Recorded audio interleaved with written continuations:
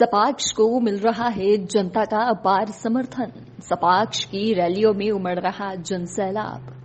Sapaks party के प्रदेश अध्यक्ष सुरेश शुक्ला ने भरी हुंकार, अब की बार सपाक्स की सरकार।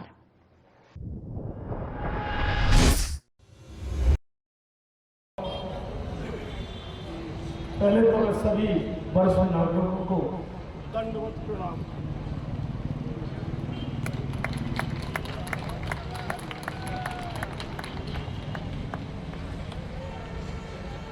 ये सब लोग बोल रहे हैं कि ताली तो बजी लेकिन मजा नहीं आया, तो एक बार जोर से बोलिए भारत माता की, भारत माता की, भारत माता की। हमारे मंच पे आसीन सभी वरिष्ठ और जिन्होंने मुझे यहाँ तक सिखाया और पहुंचाया, हमारे राष्ट्रीय अध्यक्ष श्री हीरालाल त्रिवेदी, बड़े भाई और हमारे माता के समान हमारे डॉक्टर भी भाई। मुझे भी मालूम था कि ये सफर कहां से चलेगा, मुझे तो मालूम ही नहीं था कि इतने लोग हमारे साथ आएंगे। मुझे ये भी नहीं मालूम था कि हमें बोलना भी तो नहीं आता था और हमने कभी ये सीखा भी नहीं था कि इस तरीके से हम बोलेंगे।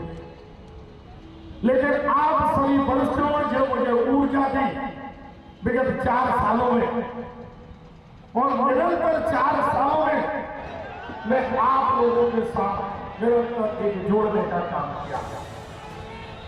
लेकिन मैंने देखा कि जब भी कोई माला बड़ी बनाने की कोशिश करते हैं तो उसमें से 1-2 जो फूल होते हैं वो कभी कभी बिखर जाते हैं, इसलिए माला फिर बनाने में टाइम लगता है। कोई भी फूल कितने भी अच्छे हो, अगर उसको माला में ना परो जाए और किसी के गले में न डाली जाए तो फूल माला फूल अच्छी दिखती नहीं। इसलिए मेरे भाइयों, सभी लोग मेरी एक बात को ध्यान रखिएगा कि माला परोने का काम करिए और लोगों को जोड़ने का काम करिए, लोगों की तारीफ करने का काम करिए, लेकिन टांग खींचने का काम मत करिए, नहीं तो आपके बच्चे भी आपका साथ नहीं देंगे। अभी हमारे साथ सभी पेंशनर साथी भी है, युवा साथी भी है, काफी वरिष्ठ नागरिक। हमने किसी पेंशनर वालों से भी वरिष्ठ नागरिकों से एक चीज पूछा, उन्होंने कहा कि साहब मुझे 32 महीने से डीए नहीं मिला, एरियर नहीं मिला। मैंने उनसे एक चीज पूछी कि आपका बेटा आज 32 साल का हो गया, बेरोजगार घूम रहा है, उसके बारे में आपने क्यों नहीं सोचा? पहले तो आपके बच्चे के बारे में सोचना था कि आपको दोनों सरकारों ने 72 सालों में हमारे बच्चों की नौकरी भी छीन ली, हमारा रोजगार भी छीन लिया, हमारा व्यापार भी छीन लिया। इसके लिए लड़ाई कौन लड़ेगा? इसके लिए लड़ाई भी हमें माताओं बहनों को लड़ना होगा। आज आपकी पेंशन से आपका परिवार चल रहा है, ये कभी आपने सोचा? आप इस बात को ध्यान रखिए, इसी तरीके की लड़ाई अपने परिवार के बच्चों के लिए आपको लड़ना होगा। रिटायरमेंट के बाद आपका दूसरा जन्म होता है। आपको मालूम है, न नौकरी की चिंता, न बेटे की शादी की चिंता, उम्र 60 इन्हीं के 68। एक बार जोरदार को ताली बजाइए, उम्र 60 साल से ऊपर वालों की आवाज नहीं आई। जिनकी उम्र है 60 उन्हीं के हैं है कि नहीं है? आवाज नहीं आ रही है ना? तो जब उम्र हो गई 60 तो क्या चिंता, तो निकल पड़ो मैदान में और दिखा दो कि मैं अपने लिए तो लड़ रहा हूं, अपने बच्चों के लिए भी अब मैं लड़ूंगा।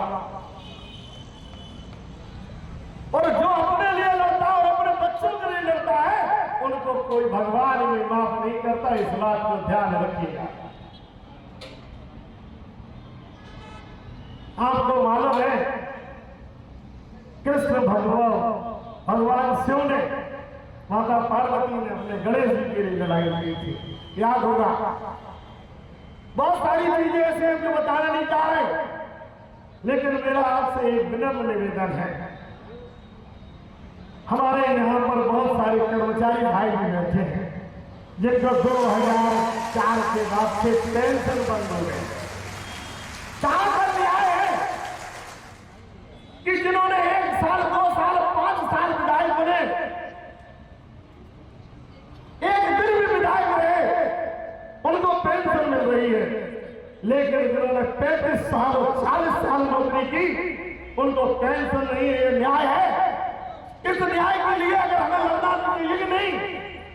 हाथ उठाइए, लड़ना चाहिए कि नहीं? लड़ना चाहिए ना, तो इसकी लड़ाई हम सब मिलकर लड़ेंगे। ये कहां का न्याय है कि एक देश में एक कानून नहीं होना चाहिए? होना चाहिए कि नहीं होना चाहिए? हम एक शहर में रहते हैं, एक घर में रहते हैं, एक मोहल्ले में रहते हैं, एक परिवार की हैसियत से रहते हैं, लेकिन सबके लिए कानून अलग है। इसके लिए कौन लड़ेगा?